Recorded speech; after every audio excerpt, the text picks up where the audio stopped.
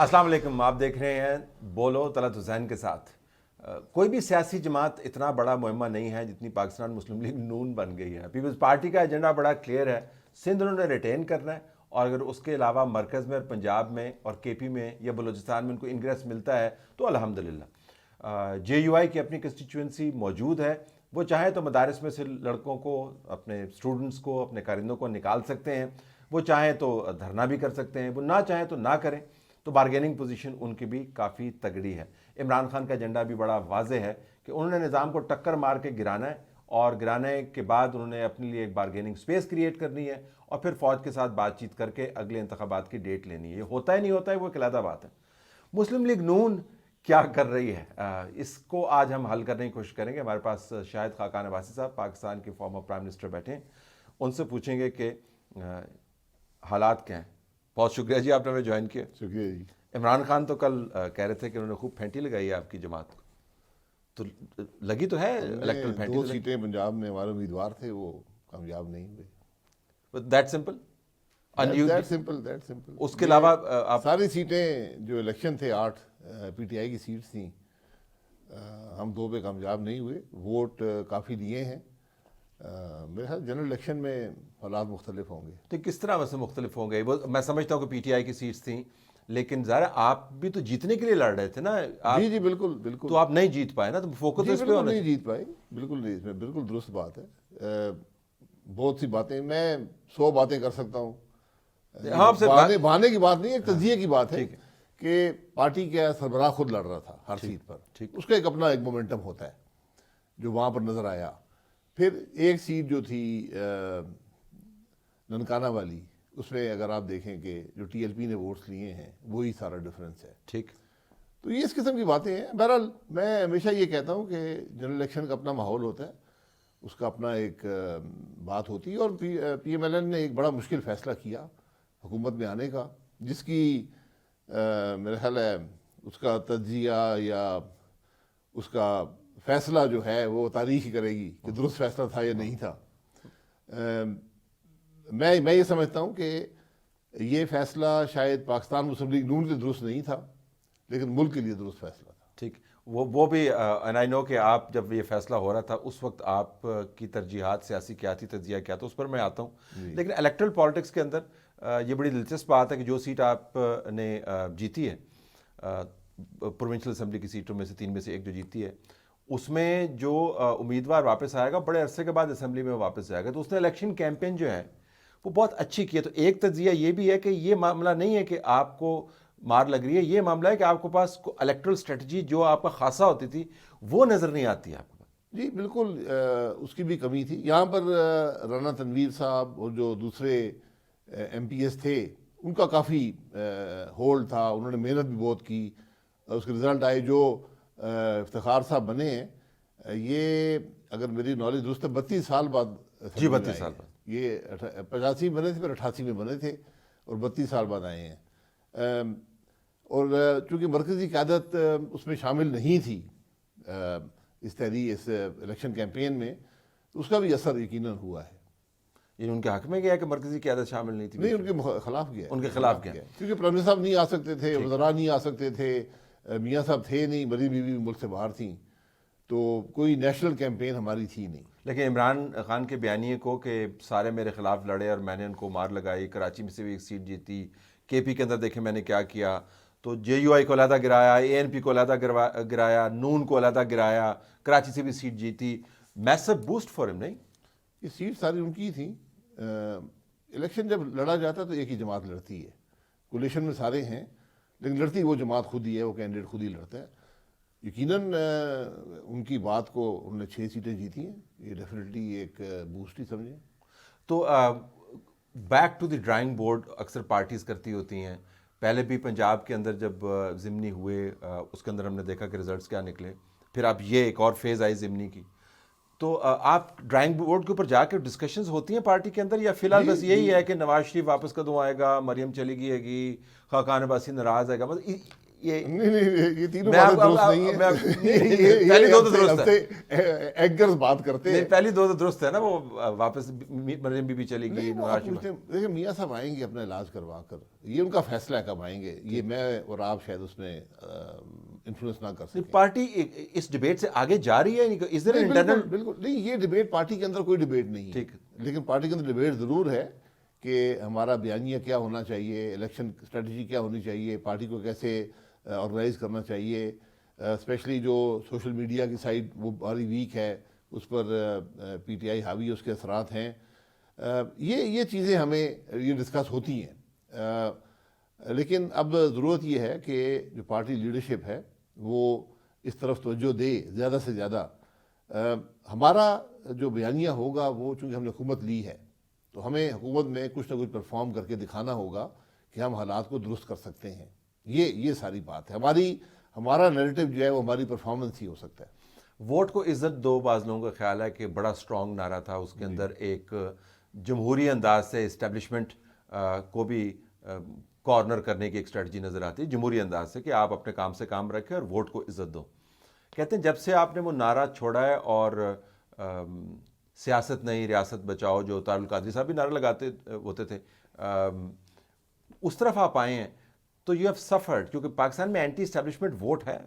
جی بالکل، anti establishment اپنی ایک جگہ موجود ہے، اور جب بھی حالات خراب ہوتے ہیں، مشکلات آتی ہیں تو اسٹیبلشمنٹ ہی پر انگلی اٹھائی جاتی ہے، اور جو اس کے ساتھ کھڑا نظر آئے گا وہ کمزور ہوگا، جو دور ہوگا وہ اس کو زیادہ تقویت ملے گی. یہاں پر ایک عمران خان صاحب نے ایک جھوٹ فریب کا ایک دھوکے سے ایک نیریٹو بنایا ہوا ہے.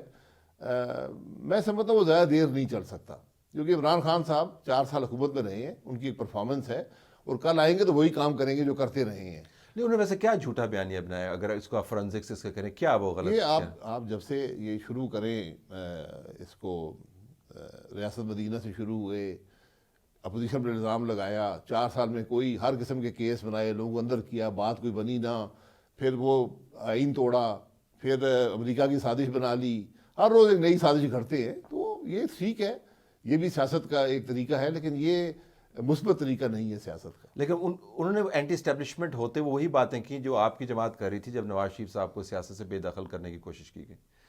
اس تواتر سے نہیں کر رہی تھی آپ کی جماعت، لیکن نواز شریف کا جی ٹی روڈ کے اوپر جانے کا، اور میں آپ کو بتاؤں میرے ساتھ کیا ہوا، مجھے کیوں نکالا، اس کے اگلے مرحلے میں وہ نہیں گئے، مجھے کیوں نکالا کہتے ہوئے خود چلے گئے.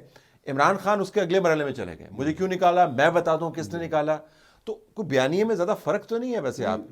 فرق یہ ہے کہ ان کا بیانیہ، یہ سوال نہیں ہے کہ مجھے کیوں لایا گیا، یہ بڑا مشکل سوال ہے کہ وہ پیدائش بھی اسی اسٹیبلشمنٹ کی تھے، تو اب ان کو یہ بھی سوال کرنا پڑے گا. لوگ پوچھیں گے، یہ وقت دور نہیں ہے کہ دیکھیں آج جو ملک کے حالات ہیں اس کی بنیادی وجہ 2018 کے الیکشن کی چوری ہے. اگر وہ الیکشن درست ہوتے آج پاکستان یہاں پر نہ پہنچا. تو عمران خان سے جو پیدائش ہے اس کے بھی اوپر بڑے سوال ہیں. نہیں، وہ پیدائش کی اسیسمنٹ تو آپ کر چکے ہیں نا، تو وہ پہلے آپ یہی کہتے ہیں کہ اسٹیبلشمنٹ ان کو لے کے آئی، تو اسٹیبلشمنٹ ان کو لے کے آئے، پھر وہ کہتے ہیں اسٹیبلشمنٹ نے مجھے نکال دیا، پھر آپ کو بھی اسٹیبلشمنٹ ہی لے کے آئی ہوگی نا. یہ تو نہیں ہوتا کہ بیچ یہ میں بھی تاریخ بتا دے گی. آپ کیوں نہیں بتاتے؟ کون سے ایسے شواہد ہیں؟ دیکھیں میں کیا بتاتا ہوں، ایک پارلیمنٹ ہے، اس میں جو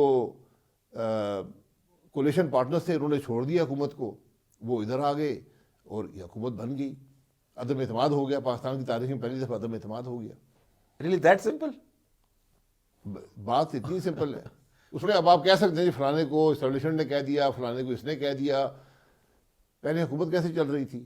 جب اعتماد کا ووٹ ہوا اس وقت کیا ہوا؟ یہ سب وہ باتیں ہیں، میں ان کو تاریخ پہ چھوڑ دیں، اسپیکولیشن ہے. میں ہمیشہ بات کرتا ہوں کہ کیا ان کاموں سے ملک کے حالات بہتر ہوئے ہیں؟ ہو سکتا ہے میری سیاست شاید بہتر ہو گئی ہو آج کل، جہاں پر عمران خان ہر الیکشن ہار رہے تھے، بائی الیکشن، آج وہ جیت رہے ہیں. جہاں پر ہم جیتے تھے ہم نے 2 سیٹیں ہار دی ہیں. یہ وقتی باتیں ہیں. اصل مسئلہ یہ ہے کہ ملک کا کیا بنے گا. کیا ہمارے ان سب کاموں سے، جس میں اسٹیبلشمنٹ شامل ہے، ہم سب شامل ہیں، ملک کے حالات بہتر ہوئے ہیں، پاکستان کے عوام کے حالات بہتر ہوئے ہیں؟ یہ ایک ہی پیمانہ ہے، ایک ہی معیار ہے جس پر ہمیں سیاست کو دیکھنا چاہیے. تو اب آپ کے پاس وقت جو ہے بہت کم ہے، اگر اپنے وقت پر بھی انتخابات ہوں تو عملاً 3 کوارٹر بنتے ہیں, چوتھے کوارٹر کے اندر تو آپ کو پتہ ہے پھر جی 10 مہینے رہ گئے, 10 مہینے رہ گئے. تو آپ اسحاق ڈار کے آنے کے بعد روپے کی کلابازی تھوڑی سی کم ہوئی, ڈالر جو ہے وہ واپس آیا. ان کی مینجمنٹ اور مفتاح کی مینجمنٹ, میں آپ کو آکورڈ پوزیشن میں نہیں ڈالنا چاہتا بیکاز نہیں آپ بالکل ڈالیں, آپ ڈالیں. یو ویری پرو مفتاح. نہیں, میں پرو گورنمنٹ ہوں, پرو پالیسی ہوں, پرو پاکستان ہوں. آپ کے پاس چوائسیز ہوتی ہیں. ہر شخص جو اکانومی مینیج کرتا ہے وہ اپنے طریقے سے مینیج کرتا ہے. ہو سکتا ہے میں اس اتفاق نہ کرتا ہوں, لیکن جو بھی آپ کریں گے اس کے اثرات آپ کو نظر آئیں گے اور جلد نظر آئیں گے. اگر ہم آج روپے کو ڈیفینڈ کریں گے ایک حد سے زیادہ تو اس کے منفی اثرات آئیں گے. اگر ہم یہ توقع کریں گے روپیہ 150 پہ آئے گا, یہ ممکن نہیں ہے. وہ کہہ رہے ہیں 194 پہ آئے گا. 194 میرا اپنا خیال ہے کہ 200 کے لگ بھگ رہے گا. ٹھیک. یہ ساری جو روپیہ بڑھتا ہے گھٹتا ہے, یہ اس کی بنیادی وجہ پولیٹیکل انسرٹنٹی ہوتی ہے. نہیں, مفتاح تو کہتے ہیں بینکوں نے اسپیکولیشن کے ذریعے کیا. One factor that he identifies. بینکوں نے بھی اسپیکولیشن کی ہے, لوگوں نے بھی اسپیکولیشن کی ہے. انسرٹنٹی ہوتی ہے, لوگ ڈالر میں تحفظ تلاش کرتے ہیں. ٹھیک. انفلیشن کے اگینسٹ اپنی روپے کی قدر کو کمی سے بچانے کے لیے اپنے جو روپیہ ہوتا ہے اس سے جب ڈیمانڈ بڑھتی ہے روپیہ اوپر چلا جاتا ہے.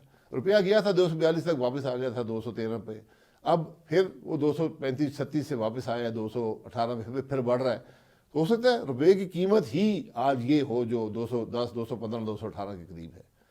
تو ہمیں اگر روپے پر کانسنٹریٹ کریں گے, کیونکہ آپ آج ڈیفیسٹ ہیں ڈالرز میں, اگر آپ ڈالروں کو استعمال کریں گے روپے کی قدر کو برقرار رکھنے میں تو نقصان ہوگا. تو مارکیٹ میں ڈالر پھینک رہے ہیں ہم. مجھے نہیں پتا, وہ تو آپ کے ریزرو بتائیں گے یا اسٹیٹ بینک. اب تو یہ فیصلے اسٹیٹ بینک کرتا ہے. اب تو یہ فیصلہ کہ روپے کی قدر کیا ہوگی, اسٹیٹ بینک کی پالیسی جو ڈیپینڈنٹ ہیں. ڈار صاحب کی موجودگی میں کیا انڈیپینڈنٹ ہوگی؟ نہیں, ڈار صاحب کوئی فرعون تو نہیں ہے نا. نہیں, مطلب یہ he is a very hands on finance جی منسٹر. نہیں, لیکن پھر بھی انڈیپینڈنٹ ہیں, دوسرے مالیاتی ادارے بھی دیکھتے ہیں. آج وہ کنٹرول نہیں رہا فائنانس منسٹری کا جو ماضی میں ہوا کرتا تھا. اس لیے ساتھ ساتھ آپ کو یہ دیکھنا پڑتا ہے کہ آپ وہ فیصلے کرتے ہیں جس سے ملک کے مسائل بھی حل ہوتے ہیں یا نہیں ہوتے. مثلا میں آپ کو 2-3 بڑے مسائل بتا دیتا ہوں. اس وقت اگر پاکستان کا ایک مسئلہ ہے وہ آپ کے بجلی کا نظام ہے. ٹھیک. جس نے پورے مالیاتی نظام کو, کمپنیوں کو تباہ کر دیا ہے. عمران خان نے 2 سال میں بجلی کی کوئی قیمت نہیں بڑھائی.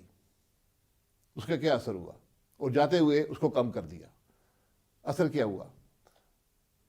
آپ بجلی قیمت خرید سے کم بیچ لیں. یہ دنیا میں کوئی ملک نہیں کر سکتا.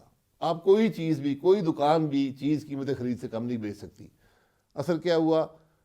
ہزاروں ارب کا ایک سرکولر ڈیٹ کریٹ ہو گیا جس نے بجلی کی کمپنیوں کو تباہ کر دیا. وہ سرکولر ڈیٹ آج کہاں پر ہے؟ پیٹرولیم کمپنیز پر. پیٹرولیم کی ساری کمپنیز تباہ ہو گئی. کسی کا پیٹرولیم سیکٹر میں 1 روپے کا سرکولر ڈیٹ نہیں تھا. آج 1600-1800 ارب کا ساری پیٹرولیم کمپنی آج تباہ ہے. سوئی ناردرن, سوئی سدرن, پی ایس او, پی پی ایل, او جی ڈی سی, سب ہزاروں ارب کے قرضے تلے ہیں.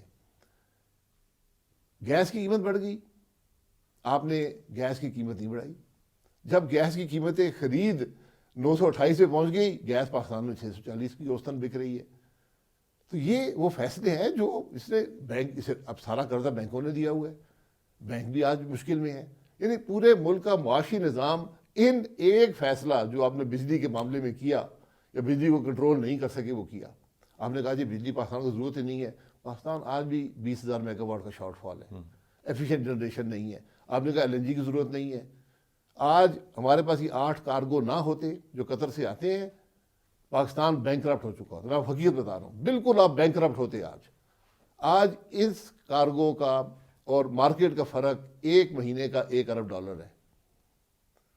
تو یہ وہ حقائق ہیں جن کو لوگ نہیں, یہ ٹیکنیکلٹی لوگ نہیں سمجھیں گے. یہ ہو گیا اسٹرکچرل پرابلم. جی, ان کو آپ نے فیس کرنا ہے نا, حل کرنے. آپ نے گیس کی قیمت بڑھانی ہے, آپ نے بجلی کی قیمت بڑھانی ہے. پیٹرول کا آپ کے سامنے دیکھ لے کیا ہوا. $1.5 ارب کا نقصان ہم ہر مہینے کر رہے تھے ریونیو میں, اور جو قیمت خرید سے کم پیٹرول بیچتے تھے. میں کچھ دوسرے ممالک میں گیا اسی سلسلے میں. ان لوگوں نے بڑے دبے الفاظ میں بڑی ڈپلومیٹک لینگویج میں پوچھا یار ہم سیورل ملین بیرلز تیل نکالتے ہیں اپنے ملک میں, ہم قیمت خرید سے کم نہیں بیچ سکتے, آپ کیسے بیچتے رہیں؟ لیکن جو نکارہ خدا ہے وہ آپ سے یہ طلب کرتا ہے کہ آپ سستی بجلی دیں, آپ سستا تیل دیں, آپ گیس سپلائی برقرار رکھیں اور قیمتیں بھی زیادہ نہ ہوں. یہ وہ سہولت ہے جو عوام توقع کرتی ہے. اور آپ نے اسٹرکچرل پرابلمس کی نشاندہی کی. اسٹرکچرل نہیں ہے, یہ حقیقت ہے, آپ یہ کر نہیں سکتے. تو پھر آپ یہ کر نہیں سکتے تو پھر ووٹ کیسے لیں گے لوگوں سے؟ 9 مہینے میں آپ کیا ایسا کریں گے؟ پھر وہی کریں گے جو عمران خان نے کیا, ملک کو تباہ کر دیا. اب یہ آپ بھگتیں گے. میں طلعت صاحب آپ کو حقیقت بتاتا ہوں, جہاں پر آپ 2018 میں تھے, اگر آپ آج پوری محنت کریں, ہر مشکل فیصلہ کریں, اس کے نتائج کا انتظار کریں, کم از کم 5 سال آپ کو اور چاہیے 2018 میں پہنچنے تک. یعنی آپ نے اس ملک کا ایک اشرہ ضائع کر دیا. عمران خان کی سیاست تو تقویت ملی ہوگی, لیکن ملک تو تباہ ہو گیا, ملک کی معیشت تباہ ہو گئی, گروتھ رک گئی. آج جتنی مشکل میں آج پاکستان ہے, میں 88 سے خود سیاست میں ہوں, اس سے پہلے بھی 60s بھی ہم نے دیکھا ہے, 70s بھی دیکھا ہے, 80s بھی دیکھا ہے. اتنے مشکل حالات پاکستان کی تاریخ میں کبھی نہیں ہوئے جتنے چیلنجز آج ہمیں سامنے ہیں, اور جتنے ہمارے چوائسیز, ہمارے آپشنز ان لمیٹڈ ہیں.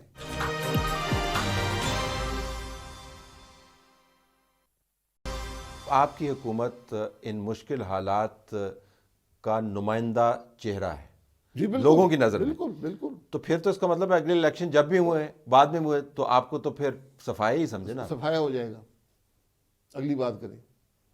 اب مطلب آپ یہ willing to accept؟ نہیں, میں آپ کی بات سے ایگری کر لیتا ہوں. اس طرح صفایا ہو گیا, پھر عمران خان جیت جاتے ہیں, اس کا بھی صفایا ہو جائے گا 3 مہینے میں. وہ کس طرح صفایا ہو؟ حکومت مسائل تو وہی ہیں. الیکشن آج مسائل کا حل نہیں ہے, میں یہ آپ کو بتا رہا ہوں. اگلی حکومت جو ہم نے درستگی کی ہے, اگر اس کو کنٹینیو نہیں کرے گی, اگر عمران خان آتا ہے, اس نے وہی کام کیے جو ماضی میں 4 سال کیے ہیں, 3 مہینے حکومت نہیں چل سکتی. تو پھر ملک کو آپ کا صفایا ہو گیا, عمران خان کا صفایا ہو جائے گا, تو پھر ملک چلائے گا کون؟ یہ سوال ہے. اس کا سب جواب سے بڑا سوال یہ ہے. آپ کے خیال میں کون چلائے گا؟ انارکی ہوگی, انارکی ہوگی. میں حقیقت بتا رہا ہوں. اس لیے آج وقت ہے لیڈرشپ کا, آج وقت ہے اپنے ناک سے آگے دیکھنے کا, آج وقت ہے مل کر ملک کے مسائل حل کرنے کا. فورم پہ کون سا فورم ہے جہاں پہ مل کے بیٹھ؟ وہ آپ سے بات ہی نہیں کرتے. فورم کی ضرورت نہیں ہوتی. جب آپ کو نظر آ رہا ہو کہ ایک طوفان آ رہا ہے, ایک تباہی آ رہی ہے, پھر فورم خود ہی نظر آتا ہے. فورم کے ٹیبل پہ بیٹھے سارے, یہ سیاستدانوں کا بھی کام ہے اپنے ناک سے آگے. عمران خان سیاست سے آگے دیکھیں, نواز شریف صاحب سیاست سے آگے دیکھیں, زرداری صاحب سیاست سے آگے دیکھیں. یہ 3 بڑے لیڈر ہیں اس ملک میں. ہمارے ملک میں فوج کا بے پناہ اثر ہے ملک کی سیاست پر, ملک کی معیشت پر, کم نہیں ہوا. انٹیلیجنس اداروں کا اثر ہے, جوڈیشری کا اثر ہے, میڈیا کا اثر ہے. ذرا بیٹھیں, اونرشپ لیں, ڈیسیشنز, مسائل آپ کو بھی پتہ ہے, مجھے بھی پتہ ہے, حل کیا ہے. حل بھی سارے جانتے ہیں, مشکل حل ہیں. ان فیصلوں کی اونرشپ لینی پڑے گی. میں بھی اس فیصلے میں بجلی بڑھانی, میں بھی شامل ہوں, عمران خان بھی شامل ہو, زرداری صاحب بھی شامل ہو, میاں صاحب بھی شامل ہوں, فوج بھی شامل ہو, جج بھی شامل ہوں. جج وہ فیصلے نہ کرے جو معیشت کو تباہ کر دیں. لیکن پریکٹیکلی, کیونکہ آپ یہ پریکٹیکل پرسن, آپ ذرا بزنسز رن کرتے ہیں گلوبل لیول کے اوپر, پریکٹیکل سیاست کے اندر ہیں. یہ ایک ولسونین آئیڈیلزم تو ٹھیک ہے, سارے بیٹھے ہیں, مل کے بیٹھ کے سوچ بچار, تصویر بھی اچھی بنتی ہے ذہن کے اندر, تسلی بھی تھوڑی سی ہو جاتی ہے, لیکن یہ ہوگا تو نہیں نا. ہوگا نہیں تو پھر حالات بڑے مشکل ہوں گے. میں کوئی آئیڈیلزم کی بات نہیں کر رہا, میں حقائق کی بات کر رہا ہوں. کاروبار میں بھی جب مشکل آتا ہے, ابھی اوپیک کو مشکل آئی نا, سارے کمپیٹیٹر ہیں مارکیٹ میں تیل بیچتے ہیں, وہ نظر آیا کہ یار تیل کی قیمت نیچے جا رہی ہے, بیٹھے انہوں نے کہا یار پروڈکشن کٹ کر دو. اور کچھ نہیں, کارپوریٹ والا کلچر ہی لے آئیں, اپنا نفع نقصان کا کوئی اندازہ لگا لیں. ہاں, تو اپنے ملک کا فائدہ دیکھ لیں. ملک مضبوط ہوگا تو سیاست ہوگی, ملک مضبوط ہوگا تو فوج ہوگی, ملک مضبوط ہوگا تو انٹیلیجنس کے ادارے ہوں گے, ملک مضبوط ہوگا تو جج ہوں گے, میڈیا ہوگا. یہ بات ہمیں سمجھ نہیں آتی. آج آپ کسی ادارے کو دیکھ لیں, آپ بجٹ کے نمبر دیکھ لیں, پرچیزنگ پاور دیکھ لیں, ہر ادارہ کمزور ہو گیا. یہ مشکل کا وقت نہیں ہے.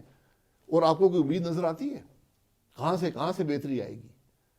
آپ نے گیس کی قیمتیں بڑھانی ہیں, آپ نے بجلی کی قیمتیں بڑھانی ہیں, عوام پر بوجھ ڈالنا, یہ بہت مشکل فیصلے ہیں. آپ ایفیشنسیز کریٹ ہم کوشش کر رہے ہیں. 4 سال تو کوئی کوشش نہیں ہوئی, ملک کا کوئی مسئلہ حل کرنے کی 4 سال میں کوشش نہیں ہوئی. لیکن میرا کام رونا دھونا نہیں ہے, کسی پر الزام ڈالنا نہیں. میں نے تو مسائل کے حل ڈھونڈنے, ایفیشنسی کریٹ کرنی ہے, ملک کے معاملات کو بڑھانا ہے, اپنے تعلقات کو استعمال کرنا ہے. ہم نے تو 4 سال میں تعلقات بھی تباہ کر دیے. سی پیک کوئی پاکستان میں باہر لائن لگی ہے کہ آپ کو لوگ انویسٹ کرنا چاہتے ہیں اس ملک کے اندر. سی پیک ایک سب سے بڑی سورس آف انویسٹمنٹ پاکستان کی تاریخ میں آئی تھی, جس کی کوئی اپر لمٹ نہیں تھی, جس کے کوئی آپ پہ قدغن نہیں تھی کہ آپ نے یہ کام کرنا اور یہ کام نہیں کرنا. وہ آپ نے بند کر دیا. آپ یہ چیزیں ریوائیو کریں گے, کوئی ایک ذاتی فیصلہ نہیں ہوتا. تو لیکن ظاہر ہے اس وقت جو صورتحال ہے اس میں 9-10 مہینے کے اندر آپ کے خیال میں آپ کی حکومت کیا وہ باکسز کو ٹک کر سکتی ہے عملاً, یہ جانتے ہوئے کہ کے پی میں آپ کی حکومت نہیں ہے, پنجاب میں آپ کی حکومت نہیں ہے, AJK میں آپ کی حکومت نہیں ہے, GB میں آپ کی حکومت نہیں ہے, Balochistan is what it is, Sindh میں آپ کی اپنی حکومت نہیں ہے, پارٹنر ہے آپ کے کولیشن کے, اور فوج کا سربراہ جو ہے اس کی ٹرانزیشن ہونی ہے, ایک نئی فیز شروع ہونی ہے.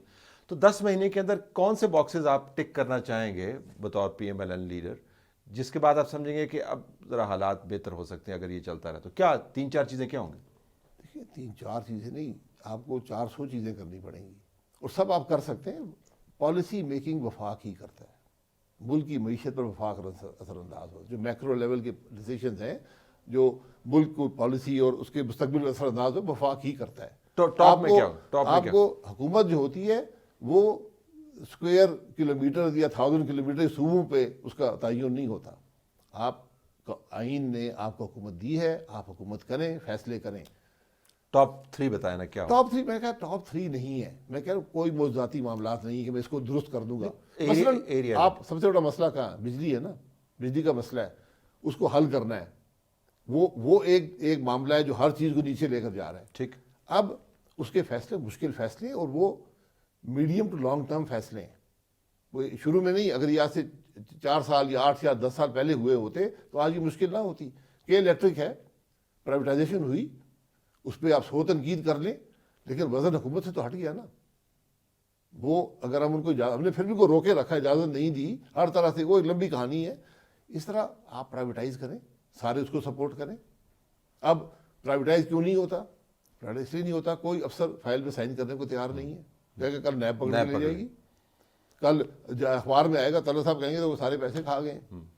ہر فیصلے جو آپ کریں گے کسی نہ کسی پر اثر انداز ہوگا, وہ ہر طرح سے آپ کی مقابلہ کرے گا. لیکن نئے نیب کے بعد تو نئے چیئرمین اور امینڈمنٹس کے بعد تو یہ خطرات اب نہیں بیوروکریسی میں, یہ آپ کے خیال میں کہ ہینگ اوور ابھی بھی ہے پرانا؟ یہ رہے گا جب تک یہ ادارہ ہے. اس ادارے کا وجود ہی غلط ہے. آپ کہہ رہے ہیں کہ جڑ سے اکھاڑ کر جڑ سے یہ ریپیل کر دیں. ہم ہمیشہ بھول جاتے ہیں ادارے بنے کیوں تھے, بنا کیوں تھا. یہ بنا تھا ایک ڈکٹیٹر نے بنایا کہ میں کس طرح سیاست کو کنٹرول کروں گا. اس کے بعد ہم نے کہا بڑا اچھا ادارہ ہے, ہم بھی سیاست کو اسی کو استعمال کر کے کنٹرول کر لیں. سیف الرحمان کو پھر آپ نے نہیں, سیف الرحمان تو فساد تو پہلے تھے, وہ تسلسل تو وہ ایک جہاد پر تھے, ان کا اپنا ایک طریقہ کار تھا, ان کی اپنی ایک سوچ تھی. میں اسے ایگری نہیں کرتا. بہرحال وہ جو کچھ انہوں نے کیا وہ بھی آپ کے سامنے ہے. اس کے یہاں پر جو ہوا, آج تک 23 سال ہونے لگے ہیں. نیب بنا سیاستدانوں کی اکاؤنٹیبلٹی کے لیے تھا. کتنے سیاستدان کو کنوکٹ کیا ہے نیب نے, آپ ذرا گن لیں. ایک محمد نواز شریف, آپ یقین کریں صرف 23 سال میں ایک سیاستدان کو, اور وہ بھی آپ نے کنوکٹ کیا اس کو حکومت سے نکالنے کے بعد. جو آدمی 40 سال ملک کی سیاست میں رہا ہو, اس کو نکالنے کے لیے آپ کو یہ کہنا پڑا, سپریم کورٹ آف پاکستان کو خود ٹرائل کورٹ بن کے یہ کہنا پڑا کہ جناب تم نے اپنے بیٹے کی کمپنی میں ویزا لگانے کے لیے ڈائریکٹر بنے, اس کی فیس نہیں لی, کمپنی بند ہو چکی ہے, تم نے وہ فیس تمہارا ایسٹ بن گئی, جو کہ ہر اکاؤنٹنگ پرنسپل کے خلاف ہے. ایسٹ بن گئی, تم نے ڈکلیئر نہیں کیا, ہم تمہیں تاحیات نااہل کرتے ہیں, تم صادق امین نہیں رہے. اب تو خیر تاحیات نااہلی اور صادق اور امین ہونے کو ریوائز کر رہے ہیں, تو ری وزٹنگ ہسٹری نا اب ڈیبیٹ کے اندر ہو رہا ہے, لیکن ٹو لیٹ. نہیں, یہ ہسٹری کا حصہ تو بن گیا نا. آپ نے نکاح حکومت چلتی حکومت توڑ دی, اس کے اثرات پاکستان پر کیا ہوئے, اس کے ملکی سیاست پر کیا اثر انداز ہوئے. اب آپ ہاں کہتے رہے, آپ کرپشن کا حال الزام آپ نے لایا, کرپشن آپ کو ملی کوئی نہیں. ایک جج کو بلیک میل کر کے آپ کو کنوکٹ کرانا پڑا. NAB has to go, NAB کو جڑ سے ریپیل کر دیں اس آرڈیننس کو. کرپشن پکڑنے کے بڑے آسان راستے ہیں، اگر کرپشن پکڑنے کی نیت ہو، اگر سیاست کرنی ہو، کھیل کھیلنے ہوں تو نیب موجود ہے، یہ کھیل کھیلتے رہیں، لیکن یہ کھیل ملک کی قیمت پر ہوں گے اور ہیں۔ ایک خیال یہ ہے کہ یہ بہت سارے مسائل جو ہیں وہ حل ہو جائیں گے یا نیا سٹیج سیٹ ہو جائے گا جب نیا آرمی چیف آ جائے گا۔ عمران خان نے واضح انداز سے بتایا کہ آصف علی زرداری صاحب اور نواز شریف صاحب سے مشاورت کے ساتھ نیا آرمی چیف نہیں آ سکتا، میں نہیں آنے دوں گا، بڑا واضح ان کا ایجنڈا۔ آپ کے خیال میں واقعتاً اتنی اہم ٹرانزیشن ہے یہ جب بھی ہوتی ہے، جس کے لیے بھی ہوتی ہے؟ Is it that important? دیکھیے میں وہی کہا نا، فوج کا اثر ہے، تو جب فوج کا اثر ہوگا اس کے سربراہ کا بھی اثر ہوگا، تو وہ ایک اہم ٹرانزیشن بن جاتی ہے۔ دوسرے ممالک میں نہیں ہے، انڈیا میں آپ چلے جائیں، آپ امریکہ میں چلے جائیں، کسی کو پتہ ہی نہیں ہے سروسز چیفز کون ہے۔ پاکستان میں بچہ بچہ جانتا ہے، کیونکہ طاقت ہے، اثر ہے تو یہ سیاست پر۔ اہم اپوائنٹمنٹ ہے یہ۔ میں اس ٹرانزیشن کو جو نومبر میں آ رہی ہے، میں ملک کے لحاظ سے وہ اہمیت نہیں دینا چاہتا جو آپ حضرات دیتے ہیں۔ ایک باجوہ صاحب ریٹائر ہوں گے، انہوں نے کہہ دیا میں ریٹائر ہوں، بڑا اچھا انہوں نے یہ کیا کہ پہلے ہی کلیریفائی کر دیا ہے، ورنہ بڑی اسپیکولیشن ہو رہی تھی۔ نئے آرمی چیف آئیں گے، 5-6 امیدوار ہیں، ان میں سے ایک شخص آرمی چیف بنے گا، ایک چیئرمین جوائنٹ چیف بن جائے گا، معاملہ آگے چلنا شروع ہو ہم تو جائے 3-4 کرتے ہیں، آپ نے 5-6 کر دیں۔ چلے 3-4 سے ہی نہیں۔ آپ یہ پرائم منسٹر کا اختیار ہے کہ کسی بھی 3 اسٹار جنرل کو، جو کہ تقریباً اس وقت 20 ہیں، کسی کو بنا سکتا ہے، اس کا اختیار ہے، لیکن نارملی ٹاپ 4-5-6 میں سے ہوتے ہیں۔ تو یہ اگر ہم یہ انتظار کرتے، پورا ملک انتظار کرتا رہے کہ جی نیا آرمی چیف آئے گا پھر ہم کام کرنا شروع کریں گے، یہ بات درست نہیں ہے۔ آرمی چیف اس نظام کا حصہ ہے، یقیناً فوج کا اثر ہے ملک کے معاملات پر، لیکن آرمی چیف آئے گا، اس نے بھی سیکھنا ہے۔ وہ ادارے کا سربراہ تو ضرور ہے، لیکن وہ بھی دیکھیں گے کیا ہو رہا ہے ملک کے اندر، کیسے کام آپ کے خیال میں بہت زیادہ یہ کوئی میک اور بریک قسم کی نہیں، جو ہم نے بنا دی ہے، اسی لیے میں سمجھتا ہوں کہ یہ جو تماشے لگے ہوئے ہیں کہ عمران خان صاحب کہتے ہیں میں مجھ سے مشاورت ہو، فلانے سے مشاورت ہو۔ آئین کہتا ہے پرائم منسٹر کا اختیار ہے، وہ خود بھی پرائم منسٹر رہے ہیں، انہوں نے بھی آرمی چیف بنائے، تو اختیار انہوں نے استعمال کرنا ہے۔ میرا خیال ہے شہباز صاحب اس معاملے کو ختم کر دیں گے، جلدی فیصلہ کر دیں تو بہتر ہوگا ملک کے لیے۔ آپ کی ریکمنڈیشن یہ ہے کیونکہ یہ ڈیبیٹ تھی کہ پہلے اناؤنس کر دیں یا بالکل آخری دن میں؟ نہیں، دیکھیں جب اسپیکولیشن شروع ہو جائے تو معاملے کو ختم کر دیں۔ ٹھیک، یہ عہدہ اسپیکولیشن کی نظر نہیں ہو سکتا۔ آپ نے سوشل میڈیا پہ دیکھا ہوگا کیا کیا باتیں ہو رہی ہیں۔ نہیں، مین میڈیا کے اوپر مین دیکھیں، میڈیا پہ جب آپ کے ایکس پرائم منسٹر بیٹھ کے جی۔ کہتے ہیں کہ ایسے جرنیل موجود ہیں کہ جو کرپشن کا تحفظ دیں گے اور مجھے تگڑا جرنیل اب چاہیے۔ آپ حساب لگا لیں، حساب لگا، جو آدمی 4 سال پرائم منسٹر رہا ہو، ہر آدمی اسے جیل میں ڈالا، کچھ ملا نہیں آج تک۔ نواز شریف صاحب کے خلاف 9 سال مشرف نے کوشش کی، 4 سال عمران خان لگا رہا، ایک پیسے کی کرپشن نہیں مل سکی ہے۔ جو آدمی 10-11 سال ملک کا وزیر اعظم رہا ہو، اس کی جماعت رہی ہو، اب کرپشن نہیں ملی، تو پھر آپ آج باتیں کیا کرتے ہیں؟ آپ کے تعلقات نواز شریف صاحب سے کیسے؟ ایک میٹنگ میں اپیرنٹلی آپ نے کوئی بات کی اور نواز شریف صاحب اٹھ کے چلے گئے، از دیٹ کریکٹ؟ نہیں، دیکھیں میرا رائے دینا میرا کام ہے، ملکی معاملات بات کرنا، اگر میں بات نہ کروں تو میں نا انصافی، پھر مجھے سیاست چھوڑ دینی چاہیے۔ تو باتیں یقیناً کچھ باتیں پسند نہیں آتی، یہ مجھے بھی کوئی آدمی بات کرے کچھ باتیں پسند نہیں آتی، لیکن جو بات ہوتی ہے ملکی معاملات پر، اس پر میرا نہیں خیال کہ نواز شریف صاحب کوئی ایسا ان کو یقیناً پسند کچھ باتیں نہیں آتی ہوں گی، لیکن یہ ہوتا ہے، لیکن میں نہیں سمجھتا ہوں کہ اس کا کوئی اثر ان کو جب باتیں پسند نہیں آتی تو خیال یہ ہے کہ پراسرار خاموشی میں چلے جاتے، تو آپ کے ساتھ پراسرار خاموشی؟ نہیں، پرسرار خاموشی کوئی نہیں ہے، میرا جو تعلقات ہیں وہی پہلے سے ہیں، 40 سال ہو گئے ہیں قائم ہیں۔ شہباز شریف صاحب کی حکومت کا آپ انفارمل ظاہر حصہ ہیں، پرائم منسٹر کے ساتھ کنسلٹیشن بھی آپ کی ہے، ابھی بھی آپ نے شاید ایک میٹنگ میں جانا ہوگا، ول جسٹ وائنڈ اٹ اپ۔ آپ کے خیال میں شہباز شریف صاحب کی جو ابھی تک کی کارکردگی ہے، بلڈنگ نیریٹیوز، عوام کے ساتھ کمیونیکیشن، یہ تمام معاملات جو آپ ہائی لائٹ کر رہے ہیں، یہ کیسی ہے؟ لوگوں کا خیال ہے کہ بہت کم کمیونیکیشن ہے، بتا نہیں سکتی یہ حکومت، شہباز شریف صاحب نے یہ حکومت، کہ یہ کام کیا کر رہی ہے، اگر کوئی کر رہی ہے تو ان کے مسائل کیا ہیں، سارا کچھ اسٹیبلشمنٹ پہ چھوڑا ہوا۔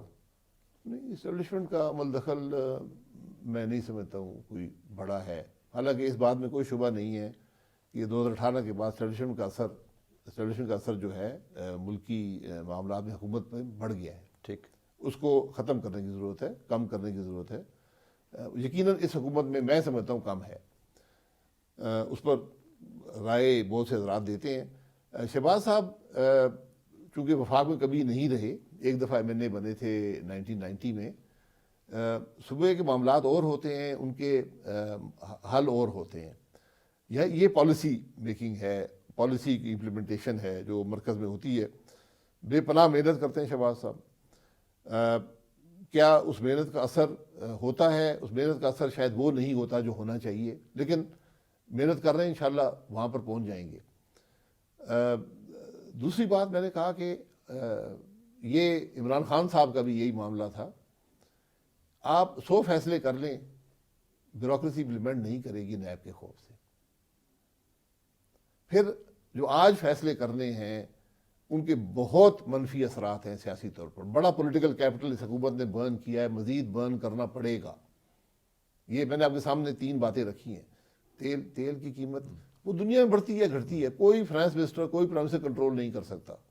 بجلی کی قیمت آپ کے کنٹرول میں ہے. اگر تیل کی قیمت بڑھ رہی ہے, یہ جو ابھی 9 روپے کا ٹیکس لگا, مئی 2021 میں 74 ارب کا فیول خرچ ہوا تھا بجلی بنانے میں. مئی 2022 میں جب یہ حکومت تھی 198 ارب خرچ ہوا. وہ 124 ارب جو باقی ہے وہ پاکستان کے عوام نے ادا کرنا ہے. اس لیے وہ جو 9 روپے ٹیکس, اور 2 سال سے قیمت آپ نے ریوائز نہیں کی تھی, جب وہ سارا اکٹھا ہوا 9 روپے فی یونٹ ٹیکس لگ گیا. ٹیکس بدل جو فیول پرائس ایڈجسٹمنٹ, سب کچھ کرنا پڑے گا. یہ کرنا پڑے گا ورنہ آپ کا ملک نہیں چلے گا. مشکل فیصلے ہیں, وہ کوشش کرتے ہیں بیلنس کریٹ کرنے کی, لیکن بیلنس کریٹ ہوتا ہے جب آپ کے وسائل ریسورسز محدود نہ ہوں. پھر آپ بیلنس کریٹ کریں, محدود ریسورسز سے بہت مشکل ہوتا ہے. تو شہباز صاحب اور انشاءاللہ ان کے کام جو ہے ان کے اثرات آپ کو نظر آئیں گے. میں دیکھیں بات نیت کی اور محنت کی ہے, ان دونوں میں مجھے کوئی کمی نظر نہیں آتی. بہت شکریہ. شاید خاقان عباسی صاحب کی ناظرین آپ باتیں سن رہے تھے. ہماری طرف سے یہی کچھ اجازت چاہتے ہیں. اللہ حافظ.